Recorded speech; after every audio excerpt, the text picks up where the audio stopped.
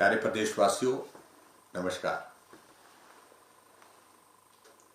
प्रदेश में कोरोना के मामलों में लगातार बढ़ोतरी हम सबके लिए चिंता का विषय है और इस वजह से हमको हिमाचल प्रदेश में अनेक कड़े कदम भी उठाने पड़े हैं। मैं इस बात से सहमत हूं, बहुत सारे लोगों को असुविधा हुई होगी, लेकिन अब हमारे पास विवश होकर के इसके सिवाय कोई रास्ता नहीं है कि हम कोरोना को रोकने के लिए जो नियम बनाए गए हैं, जो निर्णय लिए गए हैं, उनको हम सख्ती से लागू करें। मैं आप सबका आभार व्यक्त करता हूं। आप लोगों ने बहुत बड़ा सहयोग दिया कोरोना को हिमाचल प्रदेश में रोकने के लिए शुरू के दौर में, लेकिन जब से हमारा अनलॉक का फेज शुरू हुआ है, हम धीरे धीरे सारी चीज़ों को जितना गंभीरता से पहले लेते थे, उस गंभीरता से हमने उन बातों को लेना छोड़ दिया और उसका परिणाम हमारे सामने आप देख रहे हैं। एक वक्त हिमाचल प्रदेश पूरे देश में कोरोना के मैनेजमेंट को लेकर के सबसे बेहतर प्रदेशों में था और आज हमको इस बात को लेकर के बहुत दुख भी है और स्वाभाविक रूप से आप सबको भी होगा कि आज की परिस्थितियों में हिमाचल प्रदेश उन प्रदेशों में शामिल हो गया जहां कोरोना की स्थिति बहुत ज़्यादा चिंताजनक है। स्वाभाविक है, जब इस प्रकार की परिस्थिति होती है तो सरकार के खिलाफ कुछ लोग बात करेंगे। लोकतांत्रिक व्यवस्था है, मुझे उस पर कोई आपत्ति भी नहीं है, लेकिन इस वायरस से बचने के लिए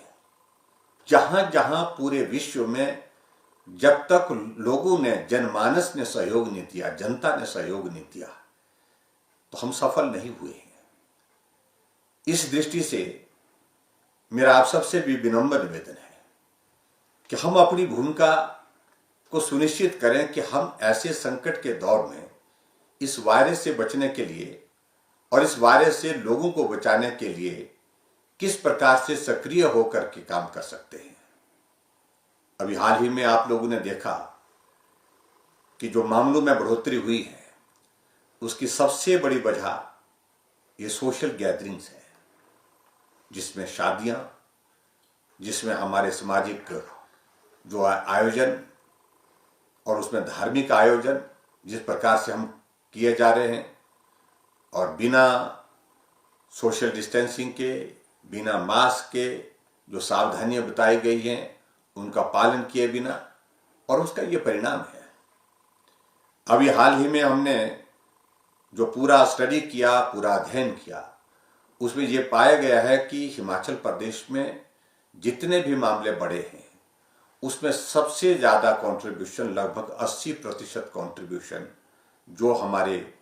इस प्रकार के समारोह हो रहे हैं, सामाजिक समारोह, धार्मिक समारोह हो रहे हैं, उनकी वजह से हुए हैं और जिसमें शादियां प्रमुख रूप से हैं। और ऐसी परिस्थिति में हम सब लोगों को ये सोचने पर विवश होना पड़ रहा है। ऐसी एक नहीं, अनेक जगह इस प्रकार की घटना हुई जहां एक एक शादी में 50 लोग, 60 लोग और इससे भी ज़्यादा लोग संक्रमित होकर के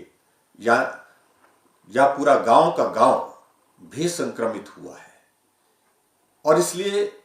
जब शुरू के दौर की परिस्थिति थी, जब वायरस बाहर से आ रहा था, हमने बहुत सख्ती की और बॉर्डर पर रोक करके लोगों के टेस्ट भी करवाए। लोगों के टेस्ट करवाने के साथ साथ में उनको क्वारंटीन भी किया। वो एक तरीका था, लेकिन जब आज वायरस अंदर आ गया है, वो गांव में है, घर में है, और ऐसी परिस्थिति में हमको जो भी निर्णय करना होगा, वो निर्णय जो अंदर हमारे इस प्रकार के जो कार्यक्रम हो रहे हैं, इस प्रकार की सारी चीज़ें हो रही हैं, जो सोशल गैदरिंग का मैं जिसका जिक्र कर रहा हूँ, उस पर अंकुश कैसे लगे, उसको हम कम कैसे कर सकें, उसमें हम किस प्रकार के सख्ती से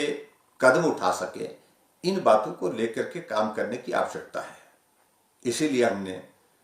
कर्फ्यू को 9 बजे से सुबह 6 बजे तक एक निर्णय लिया। कर्फ्यू को लेकर के कई तरह के पक्ष और विपक्ष में तर्क आए हैं, मैंने अध्ययन किया, लेकिन मैं आपके बीच में स्पष्ट कहना चाहता हूं कि आजकल सर्दी के इस मौसम में जब इस प्रकार के सार्वजनिक आयोजन हम कर रहे हैं, बाहर जाकर के सर्दी के मौसम हम कर नहीं सकते हैं, घर के अंदर कर रहे हैं, हॉल के अंदर कर रहे हैं, और हॉल और घर के अंदर ज़्यादा लोग इकट्ठा होकर के लंबे समय तक बैठते हैं, तो स्वाभाविक रूप से अगर एक भी संक्रमित व्यक्ति वहां पर मौजूद होगा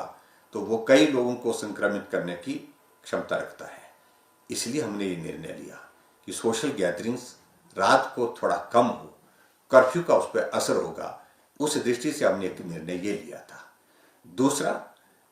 रात को हमारी ट्रैवलिंग कम हो, गाड़ियों में आना जाना कम हो। मजबूरी में जाना एक परिस्थिति अलग तरह की है, लेकिन अनावश्यक हम ट्रैवलिंग को किस प्रकार से रोक सके उसको सुनिश्चित करने के लिए कर्फ्यू का असर स्वाभाविक रूप से होगा। क्योंकि सर्दी के मौसम में चाहे आप बसों में जाएं, चाहे आप टैक्सी में जाएं, चाहे आप निजी गाड़ी में जाएं, जब शीशे बंद करके जाएंगे, सर्दी के मौसम में शीशे खोल नहीं सकते हैं रात को, ऐसी परिस्थिति में एक भी व्यक्ति गाड़ी के अंदर होगा, वो सबको संक्रमित करने की परिस्थिति में होगा। जो हमने सख्त निर्णय लिए हैं उसके कारण स्वाभाविक रूप से बहुत सारे लोगों को असुविधा हुई होगी। बहुत सारे लोगों ने हमसे फोन पर बात की, मिल करके भी बात की कि बहुत दिक्कत हो रही है, हमने शादी के लिए लोगों को निमंत्रण दे दिया है, व्यवस्थाएं जोड़ दी हैं, और अब ऐसे में वो सारी चीज़ों को लेकर के वो चिंतित भी है। मैं मानता हूँ उनको कठिनाई हुई, लेकिन जीवन बहुत बहुमूल्य है।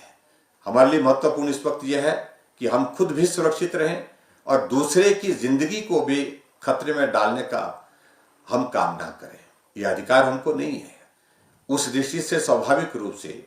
जो निर्णय लिए हैं, मेरा आप सबसे विनम्र निवेदन है कि हम उनका पालन करें, और कम से कम जो इस प्रकार के हमारे आयोजन हैं उसमें संख्या जो हमने निर्धारित की है उसी संख्या के अंदर जो है आप अपना कार्यक्रम करें। हमने मंत्रियों को भी कहा कि 50 से ज़्यादा लोग अब सार्वजनिक कार्यक्रम में नहीं होंगे, चाहे कार्यक्रम सभा का बाहर हो चाहे वो हॉल के अंदर हो। और ऐसे में हमने विधायकों को भी कहा है, हमने खुद भी स्वयं भी सारे प्रदेश के जो कार्यक्रम हमारे निर्धारित हुए थे उन सारे कार्यक्रमों को स्थगित कर दिया है, ताकि हमारी वजह से भी लोग जो भीड़ में आते हैं वो संक्रमित हो। ऐसी परिस्थिति को अवॉइड करने के लिए, उसको टालने के लिए हमने ये निर्णय लिया है। मुझे पूरा भरोसा है आप सारी चीज़ों को अच्छी तरह से समझते हैं, आप सबके सहयोग की अपेक्षा है, और मैं बहुत बड़े विश्वास के साथ कह सकता हूँ, संकट है और संकट छोटा नहीं बड़ा संकट है, इसमें आप सबके सहयोग की बहुत बड़ी आवश्यकता है। और जो भी हमने निर्णय लिए हैं सरकार की ओर से, उन निर्णयों को पालन करने में आप अपना सहयोग दें। हमारी प्राथमिकता है आप स्वस्थ रहें, आप सकुशल रहें, आपका परिवार और परिवार के साथ आपके साथी, दोस्त, मित्र, समाज सारा का सारा जो है इस वायरस की चपेट से बचा रहे, ये हमारी प्राथमिकता है। इसके लिए आप सबके सहयोग की अपेक्षा है। यही मुझे आप सबसे विनम्र निवेदन करना है। बहुत बहुत धन्यवाद। नमस्कार।